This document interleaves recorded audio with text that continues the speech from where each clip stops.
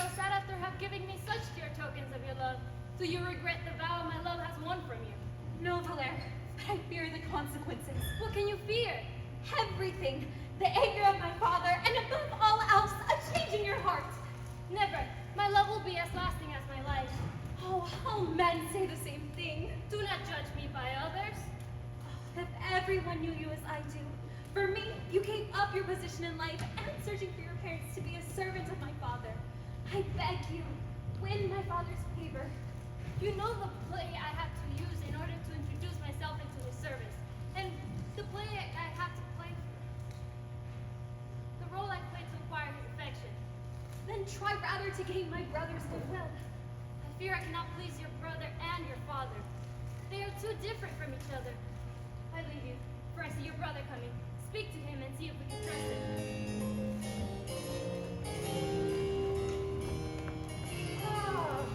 Dear sister, how glad I am to find you. I long to speak to you and tell you a secret. What is it? Many things, sister. Summed up in one word, love. But before I say more, let me tell you that I know I depend upon my father, and that it is my duty not to dispose of myself, but in accordance to his wish. Who is it you love? A young girl who has lately come to live in our neighborhood. Her name is Marianne. A most winning gentleness, an adorable modesty. Ah, I wish you had but seen her. I have discovered that she and her mother have barely enough to cover their expenses. Alas, both you and I are reduced daily to beg. But I'm determined to go with this most charming girl and make the best of what Providence offers us. I'm going to try to raise money for this purpose. I hear Father's voice. Let us go farther and finish our talk.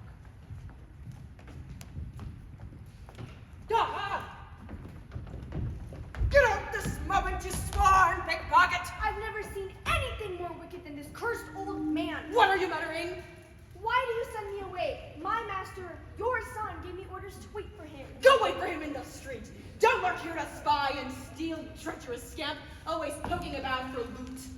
Are you a man likely to be stolen from when you keep every possible thing under lock and key? I will look up what I think fit. Now, aren't you the kind to give rise to stories that I have money hidden in my house?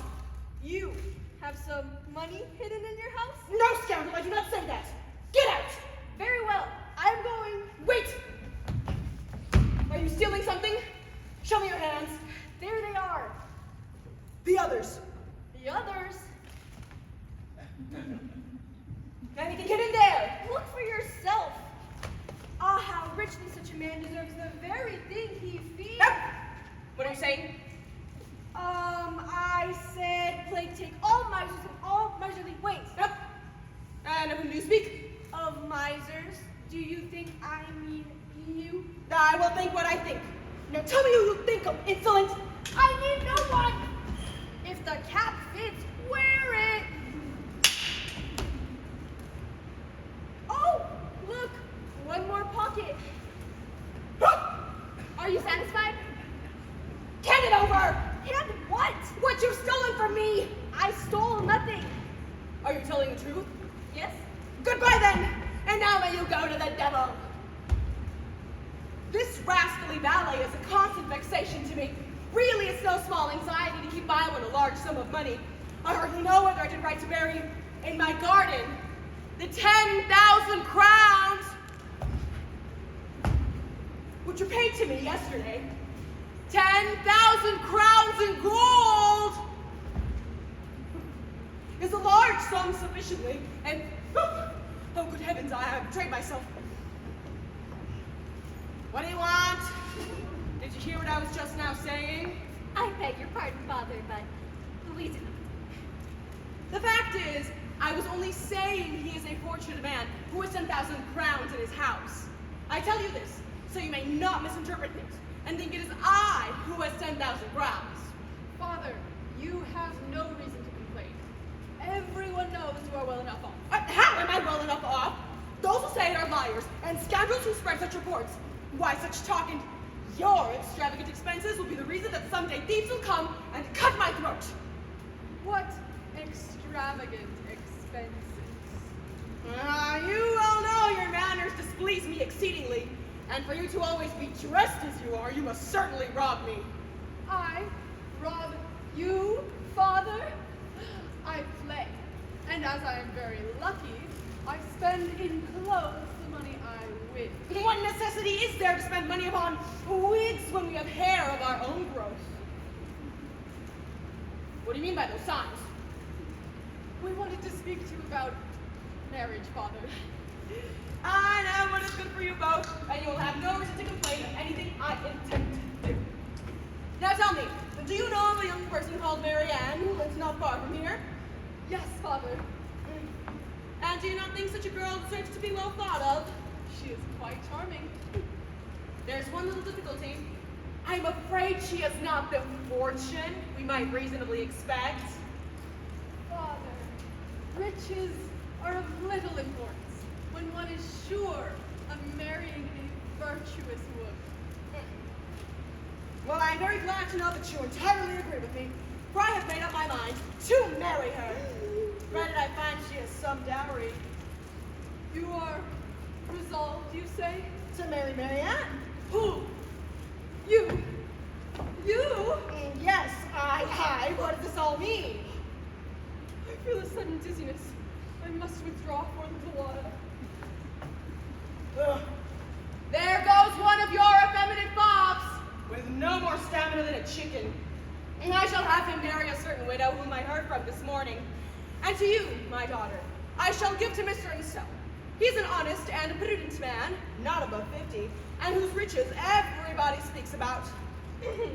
I beg your pardon, father, but I have no wish to marry, if you please.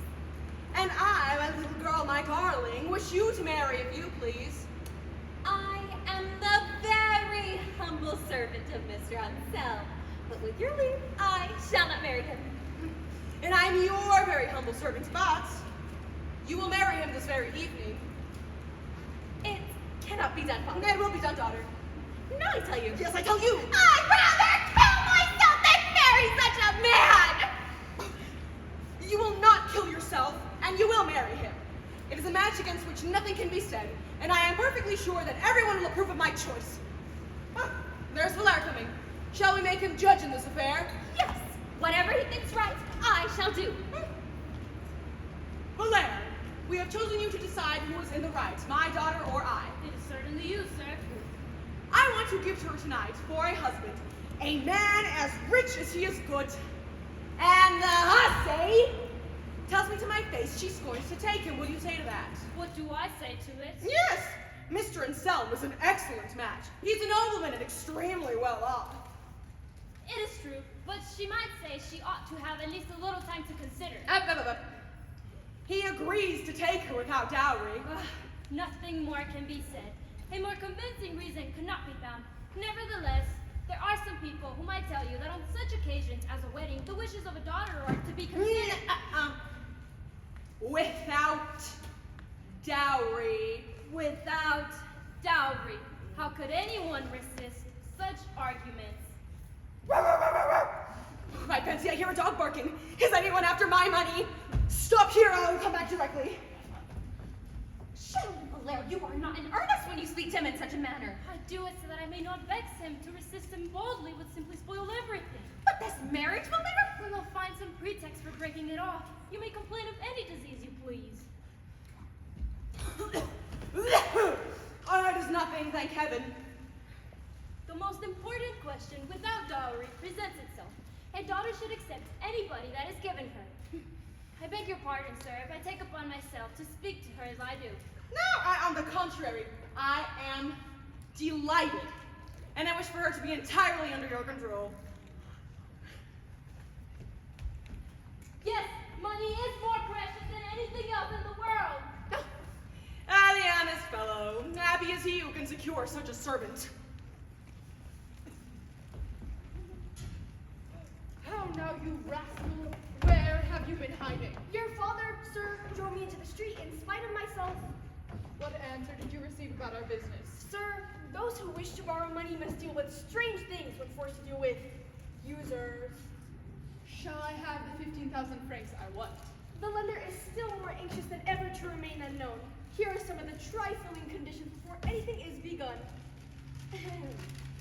Supposing that the lender is satisfied with all his securities, he wishes to lend his money at no more than 5.5%. 5.5%. By Jove, that's honest. But seeing as the lender himself is obliged to borrow money from another man at the rate of 20%, you shall pay this interest too. The deuce! That is more than 25%. I want the money, and I must accept everything. Is there anything else? Only a small item. Of the 15,000 francs, the lender can only give 12,000 in cash. The remaining, you must take the following items.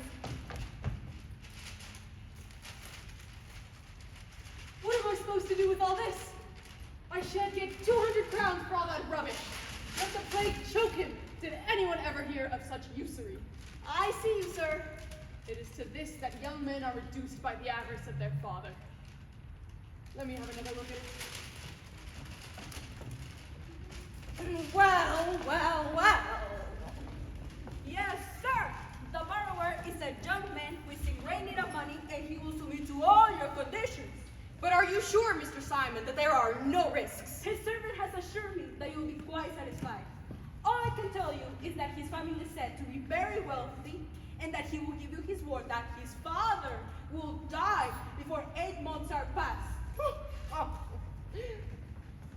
What does this mean, Mr. Simon talking to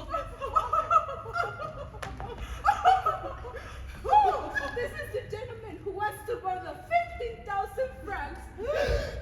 What miscreant is it you who abandon yourself to such excesses? What? Father? Is it you who stoop to such shameful deeds? Are you not ashamed, tell me, to dive headfirst into frightful expenses? Get out of my face, you reprobate! Get out of my house! It'll be a lesson for me to keep better watch over all his doings.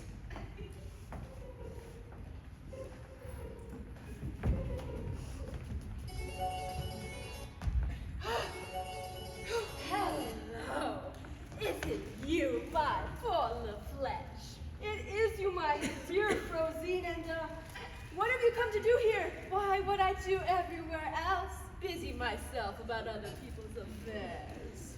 Business with the master. Yes, I am transacting for him, for which he is pretty sure to give me a reward. He give you a reward? You'll be cute if you ever get one. But here he comes again. I leave you.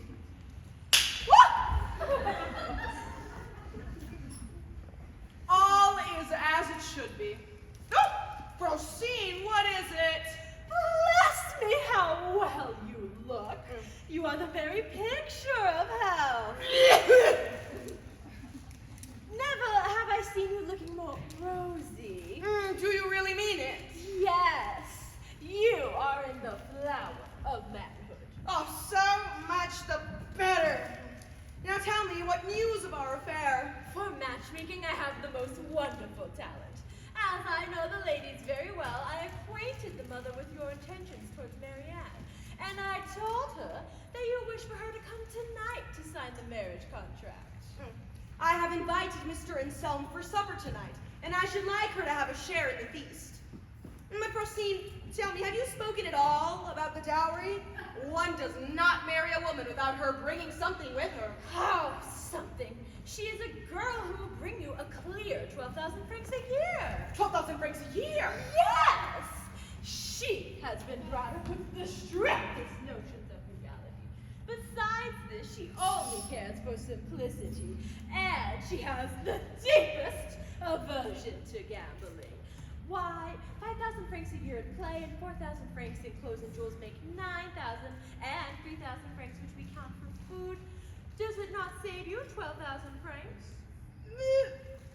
Oh, bless me, you won't get enough. And they have spoken to me of a certain country property of which you will be master. We shall have to see to that. But Procine, there's one more thing that makes me uneasy. The girl is young, and young people generally like those who are young like themselves, and I'm afraid a man of my age. Oh, she only likes old people and has the greatest detestation She says there is no pleasure with a man of less than 56. Exactly what I say every day.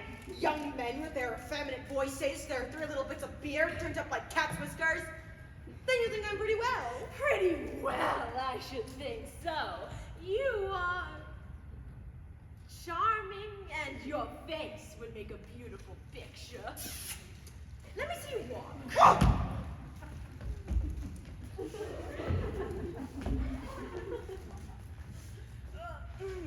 You have a well-shaped body, free and easy as it should be.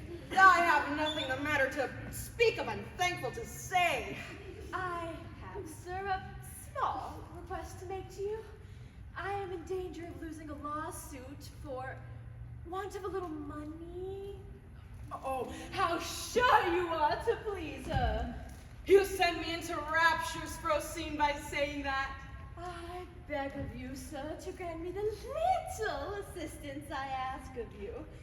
It will help put me on my feet again, and I shall feel grateful to you forever.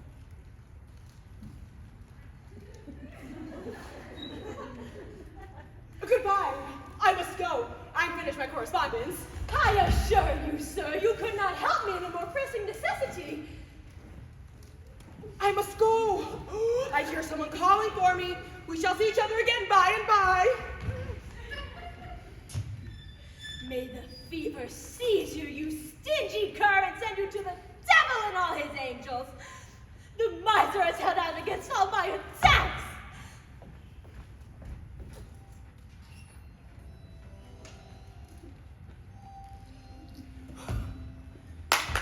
Come here, everyone. I must give you your orders for this evening.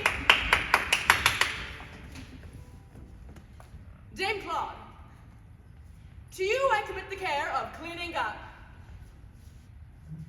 To you, Brenda Boyne, and to you, La Merlouche, belongs the duty of giving to drink, but only when people are thirsty, and wait till you've been asked several times, and make sure you give them plenty of water first. And to you, my daughter, get ready to welcome my lady love. Yes, Father. And you, my young dandy of a son, whom I've had the kindness unforgiving, mind you not to receive her coldly or show her a sour face. Receive her coldly? Why should I? Why, we know very well the ways of children whose fathers marry again. I cannot say that I'm happy to see her become my stepmother. But as to giving her a kind welcome, I promise to obey you in that to the very letter. You will do wisely. Now you may go. Now, Valère, you must give me your help in this business. Master Jacques, I've kept you for last. Is it to the cook or to the coachman you want to speak to? For I'm both one and the other. Now to the cook. Now I'm at your service. Tell us, Master Jacques, can you give us a good supper? Yes, if you give me plenty of money. Never did I hear such an impertinent answer. A clever man should speak of good supper with little money. A good supper with little money? Mr. Stewart, you'll oblige me greatly by filling my place as cook and do it yourself. How many will there be at your table? 10 or 8. Where there is enough for 8, there's enough for 10. You must have 4 trains of soup, 5 side dishes, entrees, Do you mean to feed an entire town? roast. But rascal, you are eating up all my substance. No, Master Jacques, we must eat to live and not live to eat. How well this man speaks. Come, let me embrace you for this last saying. As for your supper, you had better let me manage it. I will see that it is all as it should be. Trust me. So much the better. I'll less the work for me. Master Jacques is mightily considerate. Mr. Stewart is mightily inexpensive. Silence! Peace. Now, Master Jacques, you must clean my carriage. Wait a minute. This is to the coachman. May I say, sir, I can't bear the flatteries by your steward. He hides the truth from you, and I'm indignant to see it all. Master Jacques, what is it that is said of me? Excuse me, but I'm sure he'll be very angry if I say. Oh, no! On the contrary, you will oblige me greatly. Since you wish it,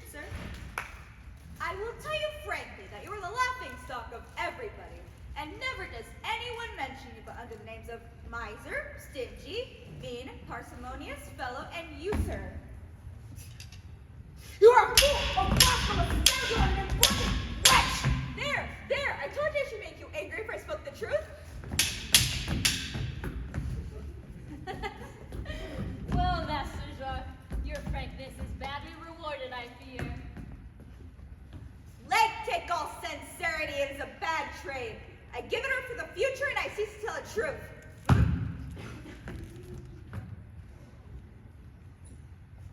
Ah, dear Rosine, how I dread this interview. Harpagon is not such torture, but I can see in your eyes that the young man you spoke to me about is still in your thoughts. Yes, he has left a great impression on my heart. But do you know who he is? No, I do not. All I know is that he's made to be loved. Dandies are very pleasant, but most of them are as poor as church mice. And it is much better for you to marry an old husband with money, with the express understanding he will soon leave you a widow. Oh, dear Rosine, what a face! Do not be offended, fair one, if I come to you with my glasses on, for it is with our glasses that we see the stars. Rosine! She does not answer. It seems to me she shows no joy at the sight of me. It is because she is still quite awestruck, and young girls are always shy at first. You are right. My pretty darling. Mwah. Here is my daughter coming to welcome you. You will see that she's a very good girl. Oh, what an unpleasant man! What does my fair one say? That she thinks you perfect. You do me too much honor, my adorable darling. And here's my son, who also comes to pay his respects to you. Rosine, he's the very one of whom I spoke to you about. Well, that is extraordinary.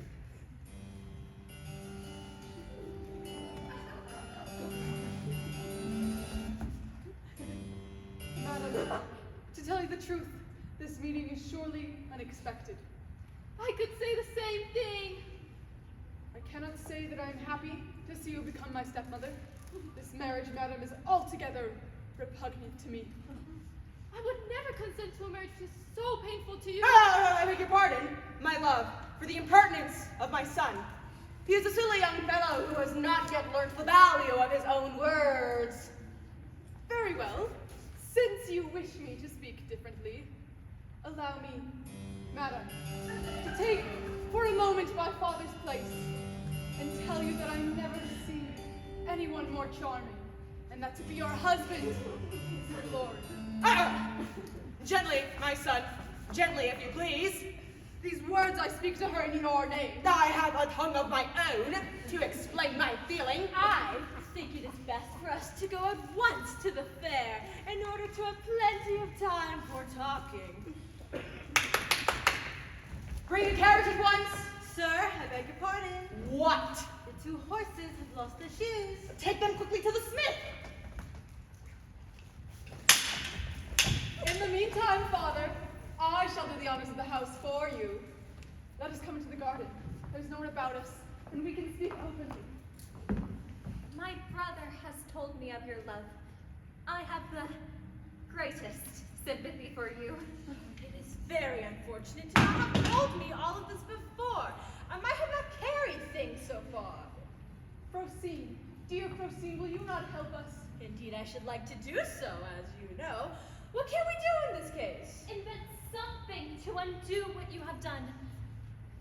Leave it to me. Depend on my gratitude, Procene, if you succeed. But, dear Marianne, it would be a great deal accomplished if this marriage were at once broken off. My son is kissing the hand of his intended stepmother, and she seems pleased.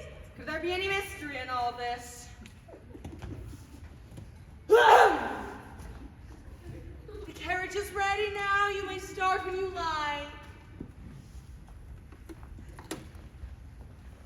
Stop here, my son, that I may speak to you.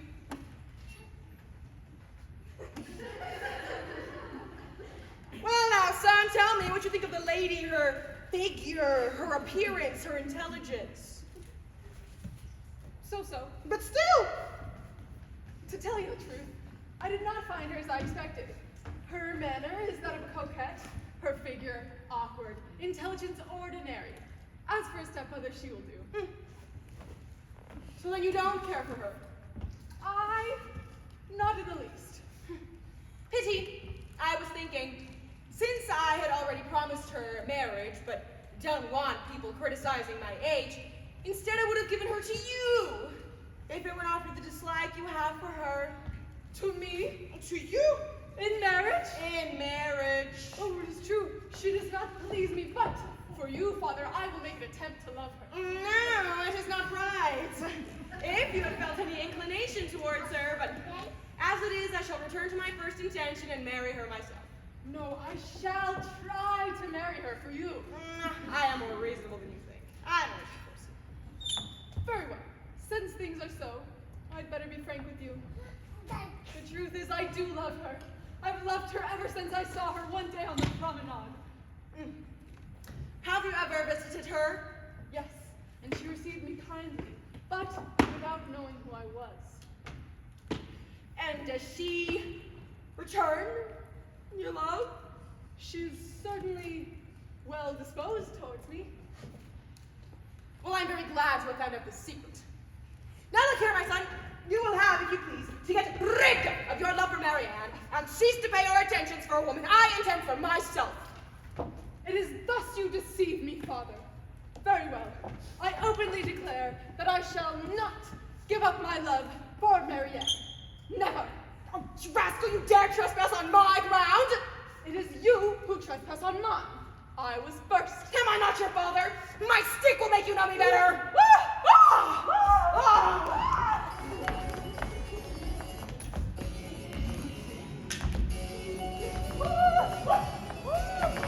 Gentlemen, what is this? Yeah, let me do it. What? To your son? There is a young person I love and want to marry, and a scoundrel has the impudence to love her also. Oh, he is wrong. What son does not shrink from becoming rival of his father? You are quite right. Let me speak to him. Is it not shameful for a man of his age to think of marriage? Should he not leave matters of love to younger men? You are quite right. He must be joking. He will obey you completely if you give him a wife to his liking. Tell him he will obtain everything from me on those terms, except Marianne. Really, your father is quite reasonable. He will grant you all, if you're respectful. Master Jacques, you can assure him that if he grants me Marianne, he will find me the most submissive of sons. He agrees to everything you say. Excellent. It is settled. He is satisfied. Heaven be praised. Gentlemen, talk it out. You're in perfect agreement. Master Jacques, I shall be obliged to you all my life. Don't mention it, sir. Master Jacques, you deserve a reward. What? Go. I will remember it, I promise you. I thank you kindly, sir.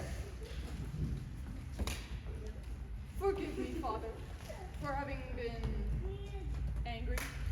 I am pleased to see you reasonable again, and I promise you that in the future you will obtain all you want from me. Oh, Father, I ask nothing more. It is sufficient for me that you give me Marianne. Who talks of giving you Marianne? You, Father? But was it not you who promised to give her up? On the contrary, I'm more determined than ever to have her. Scoundrel again? I forbid you from ever coming within my sight. As you will. I disown you. Disown me. I disinherit you. As you like. I give you my curse. I would none of your gifts. Oh.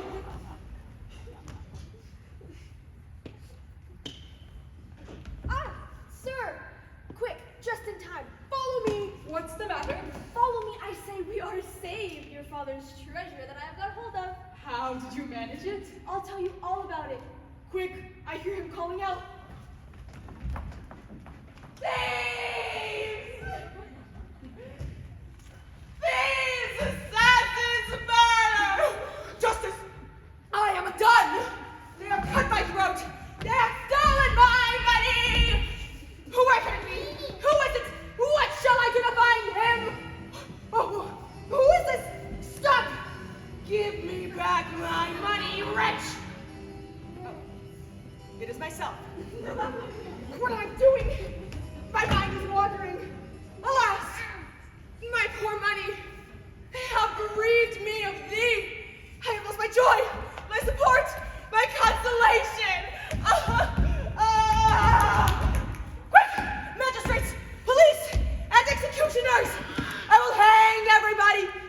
do not find my money, I will hang myself after.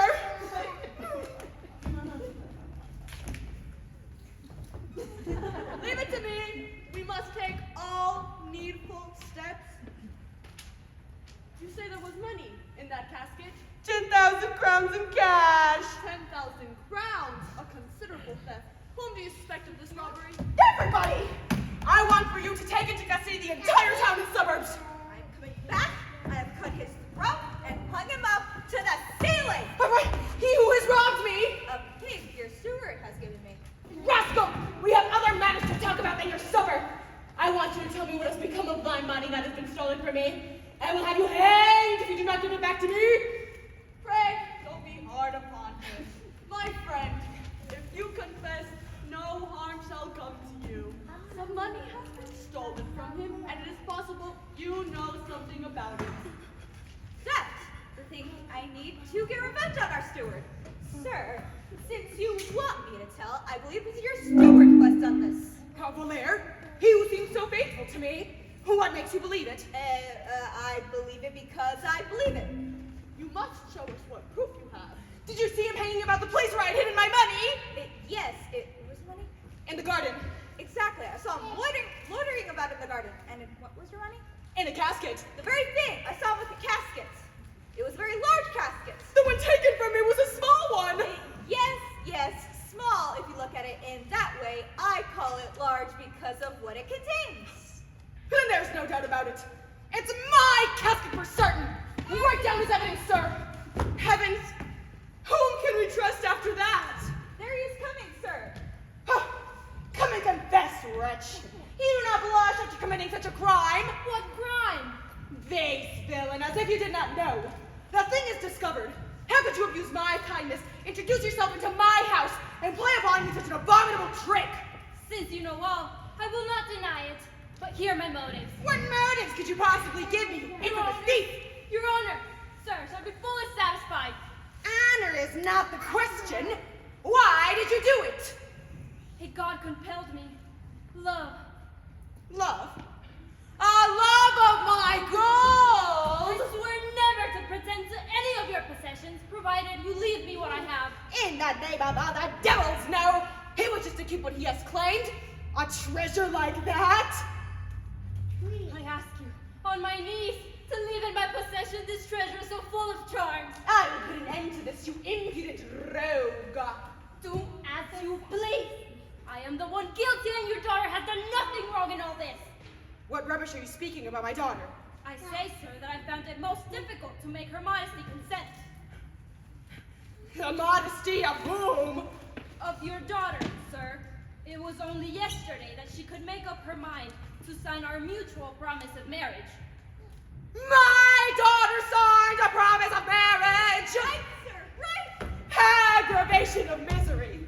Excess of despair! Discharge your duty, sir, and draw him up an indictment as a thief and suborner. As a thief and southerner. Guilty daughter, unworthy of a father like me, you engage yourself to an infamous thief and engage yourself to him without my consent? Father, please, I beseech you. He is not what you imagine. I will hear nothing, and justice must have its course. What could have happened, Mr. Harpagon? You seem quite upset. Mr. Anselm, you cannot believe the vexation and anxiety that has been connected with the contract you have come to sign. You see that scoundrel? He has come into my house as a servant, disguised himself as one, in order to steal my money and seduce my daughter. Whoever thought of your money? Yes, they have given each other a promise of marriage. This insult concerns you, Mr. Anselm. It is not my intention to force anybody to marry me or to lay claim to a heart which has already bestowed itself. Then, honest commissary, charge him as he ought to be and make matters very criminal. When you find out who I am. The world is full of those pretenders to nobility. Know that all Naples can bear testimony to my birth. Beware of what you say, for you speak before a man of Naples who can tell if your story is true. If all Naples is known to you, then you know who was Don Tomas Alburci. Certainly, and few know him better than I.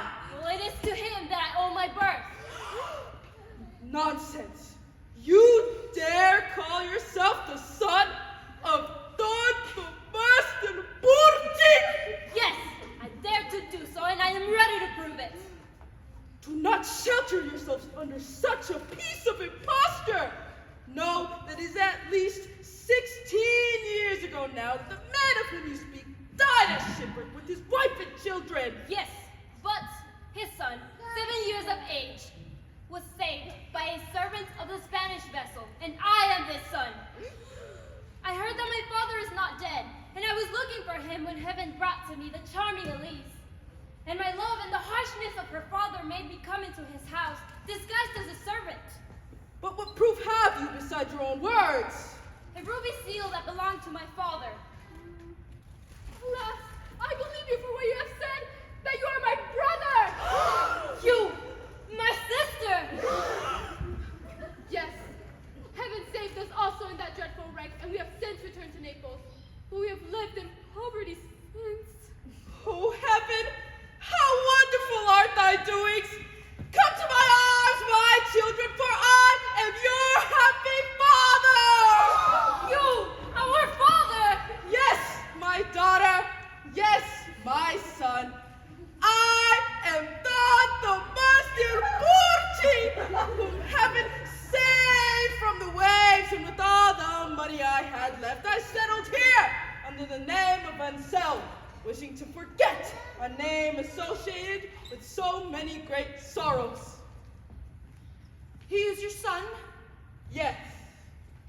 That being so, I make you responsible for the 10,000 crowns you have stolen from me. Who said so? Master Jacques. I am not saying anything. Do you really believe me capable of such a base action? Capable or not capable, I must have my money. Do not accuse anyone of stealing. Father, your money will be given back to you if you consent to let me marry Marianne. Where is it? Do not concern yourself about that. You have the choice of either losing Marianne or your cash box. Do consent to this marriage. Know, Mr. Harpagon, that the choice of a marriage is to the son and not the father. Now consent as I do to this double marriage. In order for me to decide, I must see my cash box. You shall see it safe and sound. I have no money to give to my children in marriage. Do you take it upon yourself the expenses of this double wedding? Yes, I take the responsibility upon myself. Are you satisfied? Yes. Then let us enjoy the blessings of this happy day. Stop, sir! Stop! Softly, if you please. Who is to pay me for my writings? I do not pretend to have done it for nothing. Here's a fellow you can hang in payment. Alas, what is one to do? I receive a good beating for telling the truth, and now they would hang me for lying? Mr. Harpagon, you must forgive him for this imposture. You will pay the officer then. Let it be so! Now come, my children, to share this joy with your mother. And I to see my dear casket.